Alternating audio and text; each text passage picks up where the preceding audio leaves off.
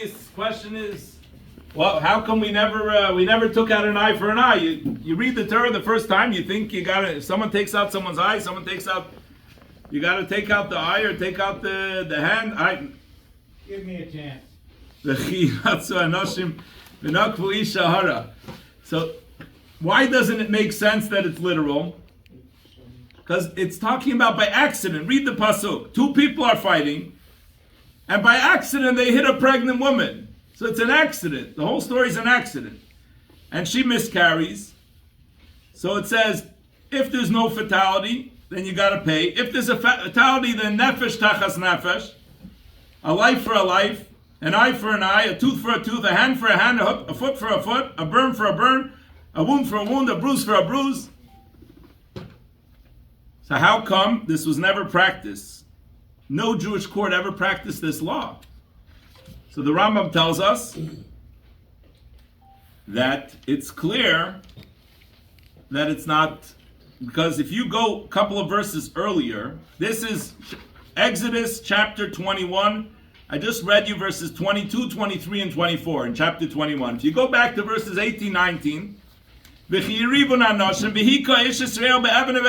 two people are fighting and you deliberately hurt your friend, you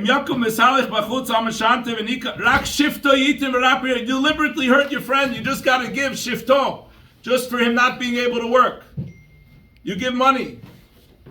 So if you, on purpose, you just have to give money. If by accident you're actually going to take out someone's hand, Maimonides says it's impossible.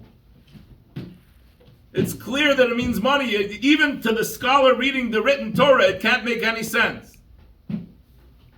Maimonides says. That's, of course. We don't have our Karaite friend here. We had our Karaite friend here. No, even to the Karaite reading the written Torah is what Maimonides is saying. Besides the fact that the tradition to Moses, Maimonides says, not Joshua's court, not Samuel's court, not any court ever did this. There was a tradition from Moses, but besides that, even the written Torah itself, it's impossible to say that you actually take out a limb, because read a couple of verses earlier, you give money if you do it on purpose. So if you do it by accident, you're actually going to take it. It doesn't make any sense. And we know, we say in the morning, Abraham takes the ram, tachat. If it really wanted an eye for an eye, it should say ayin ba'ad ayin, shen bi'ad shen, yad ba'ad yad, regel ba'ad regel. There's another word in Hebrew. An eye exactly for an eye. When you say tachas, it means instead of, underneath. So Abraham takes the ram instead of Isaac. He takes an animal. Same word, tachas. So the question is, why would the Torah not tell us clearly? And there's a famous Vilner Gaon that if you take the letter beyond, take ayin, the letter beyond yud, underneath is a kaf. The letter beyond nun is a samach. The letter beyond nun, the letter beyond ayin is a pei. The letter beyond nun is a samach. Spells kesef. Ayin tachas ayin. Really, ayin could really be kesef if you go underneath it, like tachas.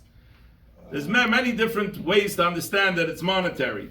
But why wouldn't the Torah tell us clearly? So one of the answers here, that the Torah wants to emphasize to you what you deserve punishment. You really, had the Torah just told us that it's monetary, you'd think knocking out someone's hand or foot is just that I got to pay money and that's it.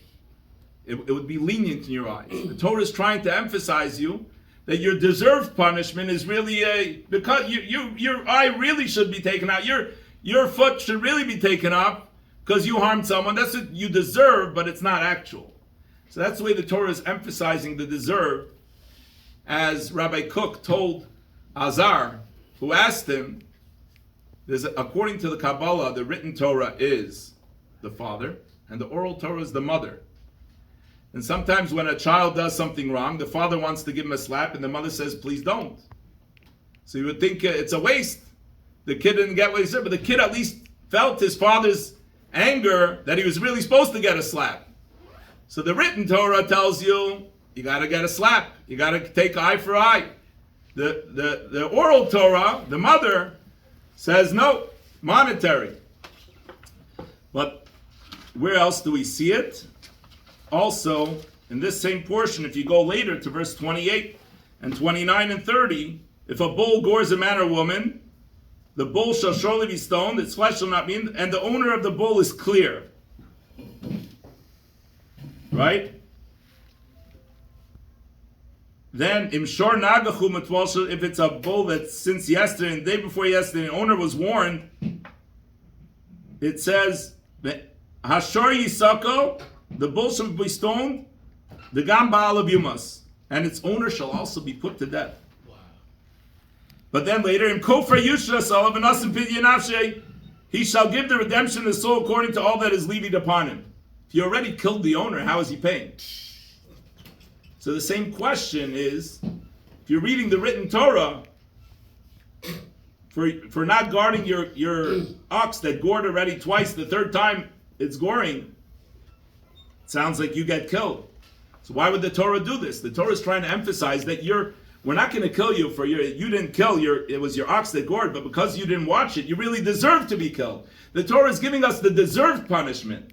The Torah is emphasizing, the written Torah is, there's a lot of tradition. We couldn't know any mitzvah without the oral Torah. We need the oral Torah. We wouldn't know how to put on tefillin, how to eat matzah, how to blow shofar without the oral Torah.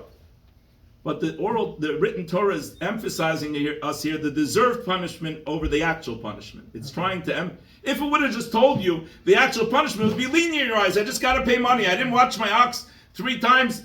Yeah, big deal. I'll pay some money. I'll pay a fine. No, the Torah is trying to emphasize you that you are really deserving. That there is a deserved punishment here. It's amazing that the written Torah is really giving you also the deserved punishment and the actual punishment by doing it in this way. In other words, a harsher punishment. No, you get the monetary punishment. It's telling you what. If there was a case, there was a very famous